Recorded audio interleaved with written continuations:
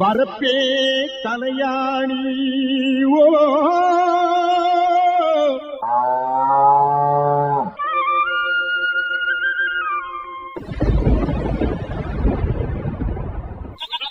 வாய்க்காலே பஞ்சுமெத்தே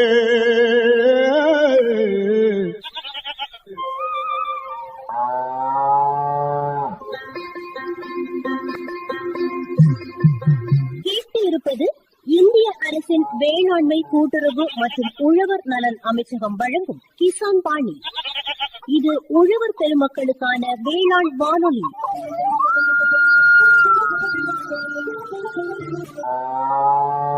இந்நிகழ்ச்சியின் விளம்பரதாரர்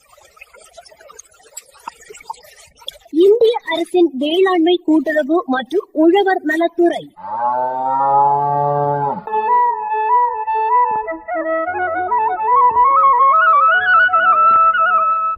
தோட்டத்துக்கு வந்து ரொம்ப நாள் ஆச்சு. சரி, நம்ம தோட்டத்தையும் லேசா எட்டி பார்த்துட்டு அப்படியே தம்பி தோட்டத்தையும் போய் பார்ப்போம். இது என்னது, தம்பி தோட்டமா இப்படி இருக்கு?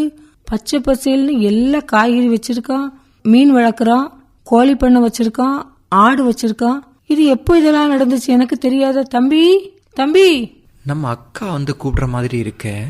ஏக்கா, ஏன் அக்கா காலையில இங்க வந்திருக்கீங்க? வேற ஒன்றும் இல்லை தம்பி, தோட்டத்துக்கு வந்து 6 மாசத்துக்கு மேல ஆச்சு. உங்க அத்தான் தான் எப்பவும் வருவாரு. சரி, இன்னைக்கு நானும் அவருக்கு கூட வந்தேன். சரி, பக்கத்துல தானே தம்பிக்கு தோட்டம் இருக்கு அப்படின்னு சொல்லி பார்க்க வந்தேன். அப்போ என் தோட்டத்தையும் பாத்துட்டீங்க?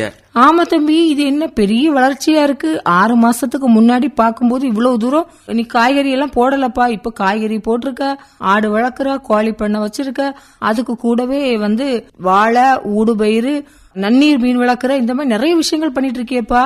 எப்படி தெரிஞ்சு இதெல்லாம் பண்ண? ஏக்கா, நானும் ஒரு விவசாய சந்திச்சேன்க்கா. அவருக்கு தோட்டத்திலயும் போய் பார்த்தேன். பார்த்த பிறகுதான் அவர் வந்து தென்னந்தோப்பு இருக்கு, அந்த தென்னந்தோப்பு கடையில ஊடு பெராட்டு, வாழை, அதே போல வந்து நல்ல மிளகு, ஜாதிக்காய், கிராம்பு இதெல்லாம் சாகுபடி செய்தாரு. அதே போல பார்க்கும்போது அவர் வந்து கால்நடை வச்சிருக்காரு, ஆடு வச்சிருக்காங்க, கோழிகள் வச்சிருக்காங்க, அதே போல வந்து வாத்துக்கள் கூட வச்சிருக்காங்கக்கா. அதனாலதான் எனக்கு ஒரு யோசனை வந்துட்டு, நமக்கும் கிட்டத்தட்ட 1 ஏக்கர் நிலம் இருக்கு இல்லையாக்கா, அதுலயே வந்து நம்ம வந்து ஊடுபயிர் சாகுபடி செய்தா வந்து அதிக வருமானம் கிடைக்கும் இல்லையாக்கா. அதனாலதான் வந்து நான் வந்து ஒருங்கிணைந்த பண்ணை மாதிரி அமைச்சு வச்சிருக்கேன். பரவாயில்ல தம்பி, நல்ல ஐடியாவோடு தான் வச்சிருக்க. ஏன்னா இன்னைக்குள்ள காலகட்டத்துல விவசாயம் வந்து அழிவு நிலைக்கு வருது. அத இந்த மாதிரி அழியாம காக்கணும் அப்படின்னு சொன்னா ஒருங்கிணைந்த பண்ணை மாதிரியான விவசாயத்தை நாம் செயல்படுத்தணும். ஏன்னா அப்பதான் நமக்கு வந்து தினந்தோறும் ஒரு வருமானத்துக்கு ஒரு வழியா இருக்கும். அத தம்பி கரெக்டா பண்ற. சரிப்பா, நீ இது யாருக்கிட்ட கேட்ட? யாராவது விவசாயி தெரிஞ்சவங்க இருக்காங்களா? அவங்ககிட்ட அனுபவத்தை கேட்டுதான் பண்ணனியா? எனக்கு இதை பத்தி தெரியணும்னா நான் யாருக்கிட்டப்பா கேட்கணும்? அக்கா, அதுக்குதான் வந்து இன்னைக்கு இரவு நம்முடைய கிசான் வாணி நிகழ்ச்சியில தக்கலையை சார்ந்த கே காந்தராஜன் அவங்க வந்து ஒருங்கிணைந்த பண்ணையத்தை பத்தி பேசுறாங்கக்கா. தம்பி, நல்ல நேரத்துலதான் உன்னை சந்திச்சிருக்கேன்னு நினைக்கிறேன். கண்டிப்பா இன்னைக்கு இரவு நான் குமரி பண்பலையில கிசான் வாணி நிகழ்ச்சியை கேட்கிறப்பா. கேட்டுட்டு அப்புறம் உங்ககிட்ட வந்து பேசுறேன். சரியா? சரி அக்கா.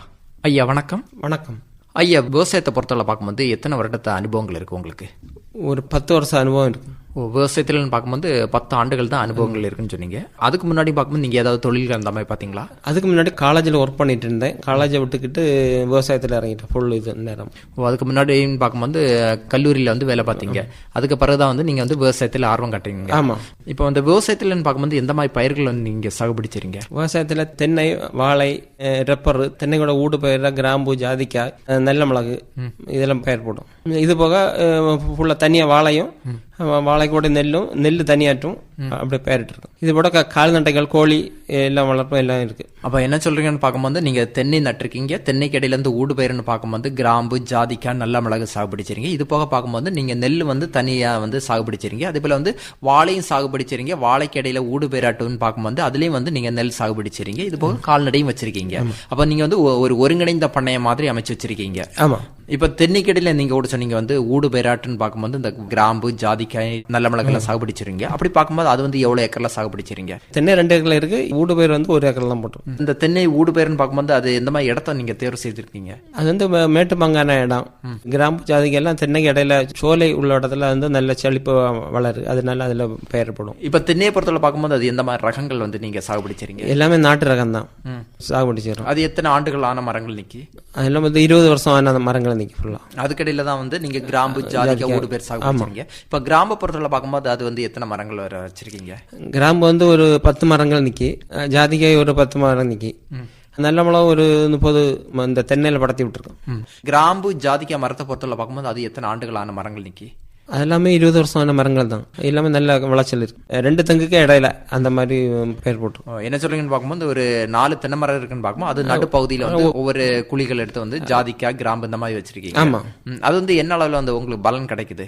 அது வந்து ஒரு வருஷத்துக்கு அந்த சீசன் டைம்ல பூக்கும். நம்ம பறிச்சு எல்லா வருஷமே நல்ல காய்க்கு நல்ல ஈல்டும் இருக்கு. பராமரிப்பு முக்கியத்துவம் எப்படி நம்ம கொடுக்க வேண்டியிருக்கு? இப்போ நீங்க தென்னைக்கு பராமரிக்கிற அதே முக்கியத்துவம் வந்து இந்த கிராம்பு ஜாதிக்காய் கொடுக்கணுமா, இல்லை வந்து தென்னைக்கு பராமரிச்சாலே போதுமா? இல்ல, தென்னைக்கு பராமரிக்க மாட்டேங்க, கிராம்பு ஜாதிக்கையும் பராமரிச்சா போதும், வேற செலவெல்லாம் குறைவு. இங்க வந்து நீங்க நெல் சாகுபடி செய்றீங்கன்னு சொன்னீங்க. இப்ப நெல்லை பொறுத்தவரை பார்க்கும்போது அது எவ்வளவு ஏக்கர்ல சாகுபடி செய்றீங்க? நெல் வந்து 2 ஏக்கர்ல சாகுபடி செய்யும். டிபிஎஸ் 3 இருக்கு, கொட்டார சம்பாவும் கருப்பு கவனியும் சாகுபடி. டிபிஎஸ் 3யும் சாகுபடி செய்றீங்க, அதே போல வந்து கொட்டார சம்பாவும் கருப்பு கவனி அரிசியும் சாகுபடி செய்றீங்க.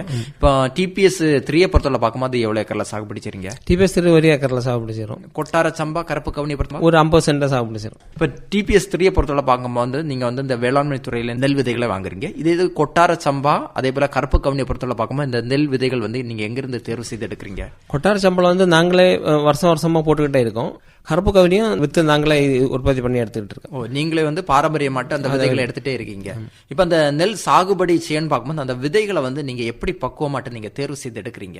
விதைகளை வந்து இப்போ மிஷின் வச்சு அறுவடை பண்ணா கலப்பு ஆயிரும். அதை சொல்லி விதைக்கு மட்டும் நாங்களே சொந்தமா அறுவடை பண்ணி விதைக்கு மட்டும் தனியா எடுத்துடும். அதுக்கு பிறகுதான் மிஷினை வச்சு அறுக்க விடுவோம். விதைக்குன்னு பார்க்கும்போது நீங்களே வந்து சொந்தமாட்டு அறுவடை பண்ணி எடுக்கிறீங்க. விதைகள் வந்து விதை நேர்த்தி செய்து விதைக்கும். சூடோமோனாஸ், ட்ரைகோட்ரமா விடியல அதுல எல்லாம் இது பண்ணி வைக்கும்போது அந்த பூஞ்சான நோய்கள் வந்து தடுக்கப்படும். அதெல்லாம் விதை நேர்த்தி பண்ணி பண்ணும் விதைகள். அப்ப நீங்க வந்து விதை நேர்த்தி பண்ணி தான் பண்றீங்க. இப்ப விதை நேர்த்தி பண்ணன்னு பார்க்கும்போது அது வந்து இப்போ நீங்க நெல் சாகுபடி செய்யணும்னு பார்க்கும்போது அந்த விதை வந்து நீங்க எத்தனை நாள் வச்சு நீங்க ஊற போட்டு நீங்க இந்த விதை நேர்த்தி பண்றீங்க?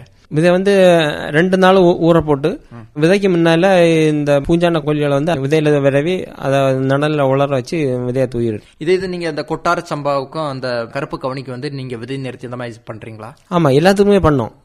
நோய் வந்து பரவாம இருக்கு, எல்லாத்துக்குமே விதை நேர்த்தி பண்ணோம். அது வந்து ஒவ்வொரு ரகத்துக்கு வந்து நீங்க விதை நேர்த்தி பண்றீங்க. ஆமா. இப்ப இந்த கருப்பு கவனின்னு பார்க்கும்போது அது எவ்வளவு ஏக்கர்ல போட்டிருக்கீங்க? அது வந்து ஒரு 25 சென்ட்ல போட்டுரும். பாரம்பரிய இந்த கொட்டார சம்பாவை பொறுத்தவரை பார்க்கும்போது அது ஒரு 25 சென்ட்ல போட்டிருக்கீங்க. இது போக நீங்க கூட சொன்னீங்க வந்து வாழை சாகுபடி செய்றீங்க. அந்த வாழைக்கு இடையிலையும் கூட பார்க்கும்போது நீங்க வந்து இந்த கொட்டார சம்பா அந்த நெல் வந்து சாகுபடி செய்றீங்க ஊடு பேராட்டு. அப்படி சாகுபடி செய்யும் பார்க்கும்போது அந்த வாழைக்கு இடையில எப்படி நீங்க அந்த ஊடு பேராட்டு நீங்க நெல் சாகுபடி செய்றீங்க? வாழைக்கடையில வாழை நட்டு 2வது பருவம் உரம் வைத்த பிறகு அந்த காலில் நாட்டை நட்டு விட்டுட்டா வரும். அது வந்து 2 மாசத்துல வந்து அது அறுவடைக்கு வந்துடும். அதுக்கு பிறகு 2வது அடுத்த வேலை செய்வோம். அது வேற அந்த காலில் மண்ணொன்னு எடுக்க மாட்டோம். அது பிறகு நல்ல விளைச்சலும் இருக்கு காலில். இப்ப அந்த நெல் நடவு முறைன்னு பார்க்கும்போது இப்ப டிராக்டர் போட்டு உழவு செய்து நடுவீங்க. இதே இது நீங்க அந்த வாழைக்கடையில ஊடு பேராட்டு நெல் சாகுபடி செய்யணும்னு பார்க்கும்போது அது என்ன பக்கு முறையில பண்றீங்க? இது வந்து ரொம்ப செலவு குறைவு, உழவு ஒன்றும் செய்யாண்டாம். அந்த வாழை காலிலே ஃபுல்லா நட்டு விட்டுட்டா போறோம். அது நட்டு விட்டு உரவும் போட்டு விட்டுட்டா போறோம். நோய் வாரதும் குறைவு. கடைசியில் அந்த பச்சாலைக்கு மட்டும் ஒரு தைலம் மட்டும் அடிச்சா போறோம், எந்த நோயும் வராது. நல்ல விளைச்சலும் இருக்கு. வாழை ஒரு 7வது மாசம் வரும்போது இந்த நெல் அறுவடைக்கு வந்துடும். இல்ல அந்த மாதிரி டைம்லன்னு பார்க்கும்போது இப்ப அந்த வாழை நீங்க நட்டிருந்தா கூட வந்து அந்த நிழல் பாங்கான இடம் கூட வர வாய்ப்பு இருக்கு இல்லையா? அந்த டைம்ல வந்து நீங்க அந்த நெல் சாகுபடிக்கு போதிய சூரிய ஒளி பட வாய்ப்பு இருக்குமா? அந்த வாழை அடை முன்னாலே அது வந்து பொதிய வெளியே வந்துடும். வெளியே இருக்கும் போதே பொதிய வந்துடும். அதுக்கப்புறம் 1 மாசம் தான் விளையாகவும் அதுக்குள்ள அது வந்து வாழையில மூடிடும். அது கூட அறுவடைக்கு வந்துடும். இப்போ வாழைக்கு செய்யற அதே வேலைகள் தானே நீங்க இந்த நெல் பயிருக்கு செய்றீங்க? இல்ல வந்து நெல் பயிருக்கு தனியாட்டே அந்த உரங்கள் கொடுக்கறதானே? நெல் பயிருக்கு தனியா உரங்கள் போடும். காலிலே போட்டு விட்டுரும், வெள்ளத்திலே போட்டு விட்டுரும். அது நல்ல செழிப்பா வளர்ந்துடும். இது வந்து நீங்க அந்த வாழைக்கடையில நீங்க அந்த சால்ல போடும்போது பார்க்கும்போது இப்ப அந்த தண்ணி கூட அந்த தேங்கி இருக்கும். அது வந்து வடிகால் மூலமா வெள்ளத்தை வடிச்சுக்கிட்டு உரத்தை போட்டுரும். கொஞ்சம் வளர்ந்த பிறகு வெள்ளம் கட்டி கிடந்தாலும் ஒன்றும் செய்யாது, நெல்லுக்கு பிரச்சனை இல்லை. இப்ப வாழைப்பழத்துல எந்த மாதிரி ரகங்கள் வந்து நீங்க சாகுபடிச்சிருங்க? இப்ப வந்து ரசகதலையும் ஏத்தனும் சாகுபடி செய்யறோம். அது எவ்வளவு ஏக்கர்ல சாகுபடிச்சிருங்க? அது 1 ஏக்கர்ல. அது போக வாழைக்கு இடையில வாழை கண்ணு நட்டு உடனே வந்து ஃபுல்லா உளுந்து விதைச்சு விட்டுரும். உளுந்து வந்து ஒரு 70 நாள்ல ஃபுல்லா ஒரே இதாட்டு அறுவடைக்கு வந்துடும். உளுந்த பறிச்சுக்கிட்டு தான் அடுத்த 2ஆம் வாழைக்கு வேலை செய்யுது. என்ன சொல்றீங்க? வாழை வச்ச பிறகுன்னா உடனே வந்து நீங்க வந்து உளுந்து சாகுபடி செய்றீங்க. இப்ப உளுந்த பொறுத்தவரை பார்க்கும்போது நீங்க அந்த வாழை நட்டையில இருந்து எத்தனை நாள் அந்த விதைகள் போடுறீங்க? வாழை நட்டு 1 வாரத்துல 2ஆவது கிளைக்கும் போதே ஃபுல்லா விதைகளை போட்டுறது.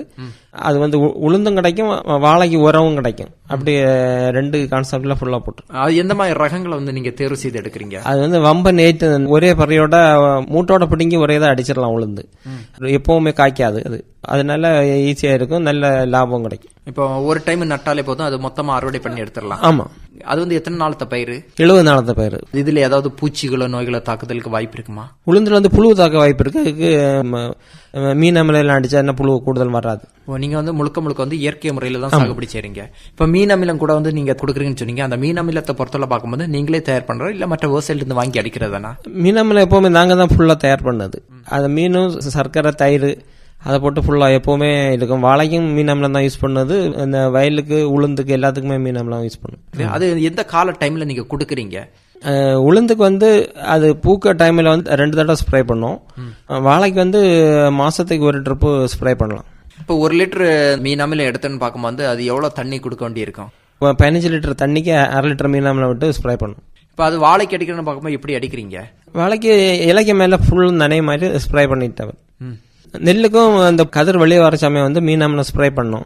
அது வந்து எல்லாமே நல்லா கதிர் நெல் மணிகள் நல்ல திரட்சியாகவும் அந்த கடைசி மணி வேற பால் பிடிச்சி நல்ல வெயிட்டும் கூட இருக்கும். அதில் ஸ்ப்ரே பண்ணும். இது போக நீங்க கூட சொன்னீங்க வந்து கால்நடைகள் கூட வச்சிருக்கீங்க. இப்ப கால்நடையை பொறுத்தவரை பார்க்கும்போது என்ன மாதிரி வச்சிருக்கீங்க? கால்நடைகள்லாம் ஃபுல்லா நாட்டு மாட்டு ரகம் தான் வச்சிருக்கோம். சாய்வால், ஹெலிகாரு அந்த ரகம் தான் இருக்கு. அடுத்து ஆடு வச்சிருக்கோம், ஜமுனாபரி ஆடு வச்சிருக்கோம், கோழி வச்சிருக்கோம். ஃபுல்லாமே கருங்கோழி, வாத்து எல்லாம் வளர்க்கும். அப்ப கால்நடைன்னு பார்க்கும்போது பசுமாடு வச்சிருக்கீங்க, ஆடு வச்சிருக்கீங்க, கோழி வச்சிருக்கீங்க, அது போல வந்து வாத்துகள் வச்சிருக்கீங்க. பசுமாடை பொறுத்தவரை பார்க்கும்போது எத்தனை பசுமாடு வரை இருக்கு? 2 பசுமாடு இருக்கு, ஒரு சாய்வால், ஒரு ஹெலிகார். ஆடுகளை பொறுத்தவரை பார்க்குமா? ஆடு வந்து 10 ஆடுகிட்ட இருக்கு. எல்லாமே ஃபேன்சி ஆடு, ஜமுனாபரி ஆடு. கோழிகளை பொறுத்தவரை பார்க்குமா? கோழி ஒரு 50 கோழி இருக்கு. ஃபுல்லாமே எல்லாம் கருங்கோழி, ஒரு 10 வாத்து வச்சிருக்கீங்க. இப்ப நீங்க கூட சொன்னீங்க வந்து பசுமாடு கூட வச்சிருக்கீங்க. இப்ப இந்த பசுமாடை பொறுத்தவரை பார்க்கும்போது நீங்க அதை எப்படி பராமரிக்கிறீங்க? பசுமாடோட சொந்தமா வயலில் உள்ள வைக்கல் போட்டு புல்லு எல்லாமே போட்டு அதுக்குள்ள எருவு தான் வாழைக்கு, தென்னைக்கு எல்லாத்துக்கும் உரகமாகவும் அப்படி பயன்படுத்துறோம். அது வந்து நீங்க மேய்ச்சலுக்கு விட்டு கட்டுறதா இல்ல வந்து வீட்டிலே போட்டு கட்டு போட்டு வளர்க்கறதுனா? தோப்போடுல கொண்டு மேய்ச்சலும் கட்டுவோம், வீட்டுல. இப்ப மேய்ச்சலுக்கு பார்க்கும்போது எந்த மாதிரி இடங்களை வந்து நீங்க தேர்வு செய்து எடுக்கிறீங்க? மேய்ச்சலுக்கு வந்து சொந்த தென்னைக்கு இடையில உங்க தோப்பிலே கொண்டு விட்டுரும். ஆடுகளும் தோப்பிலே கூட கூட்டிட்டு போவோம். தோப்பிலே அவுத்து விட்டுரும். அது ஃபுல்லா மேயும்.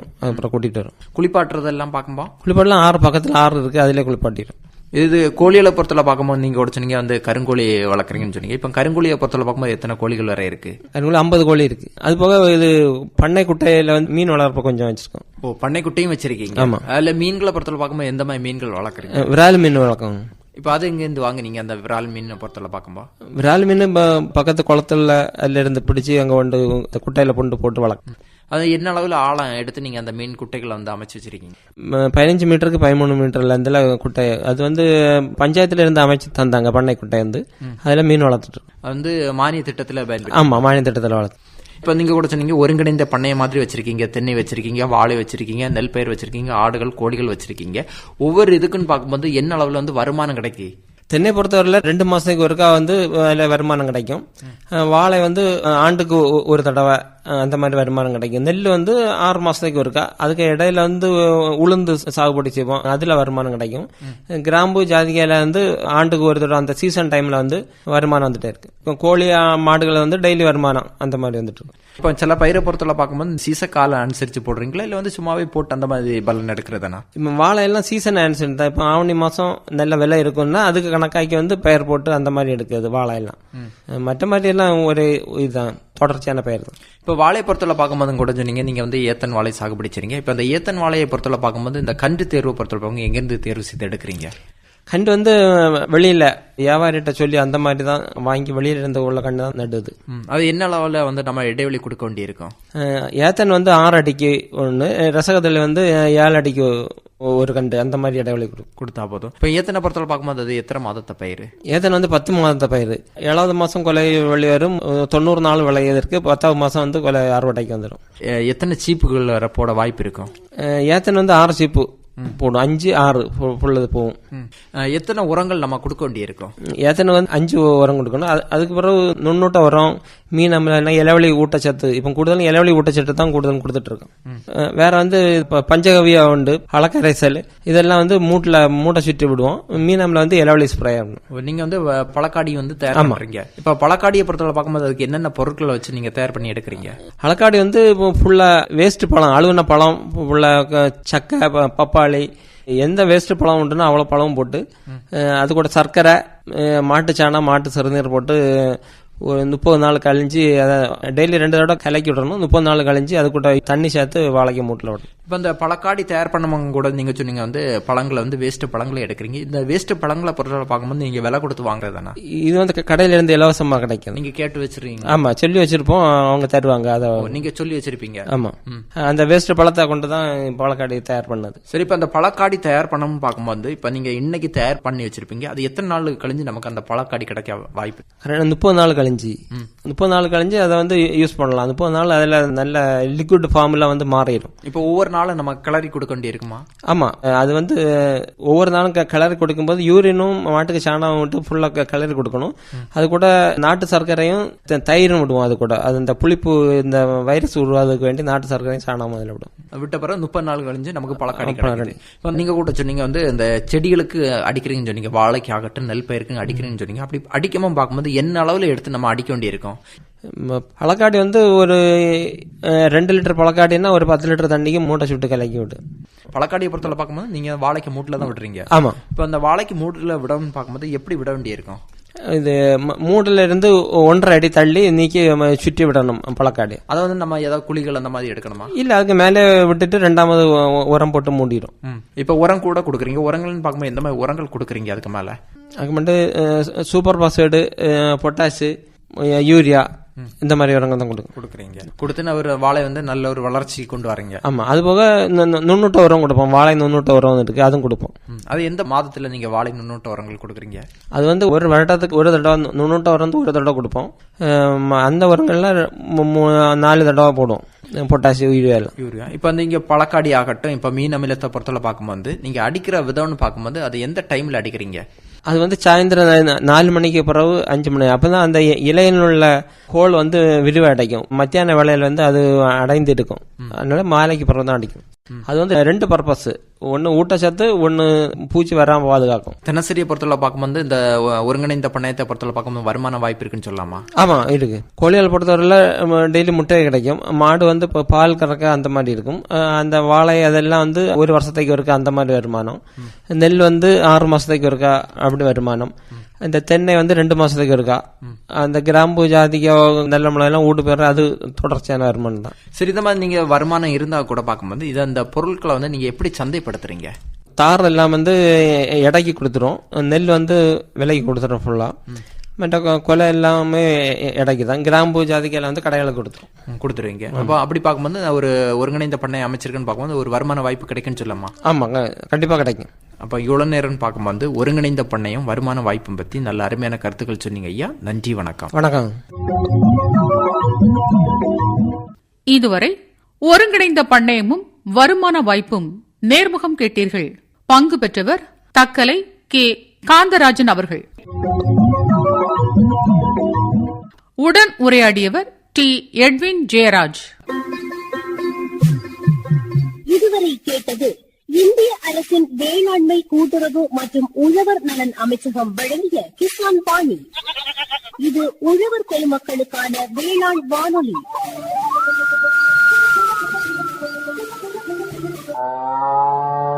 இந்நிகழ்ச்சியின் விளம்பரதாரர் இந்திய அரசின் வேளாண்மை கூட்டுறவு மற்றும் உழவர் நலத்துறை.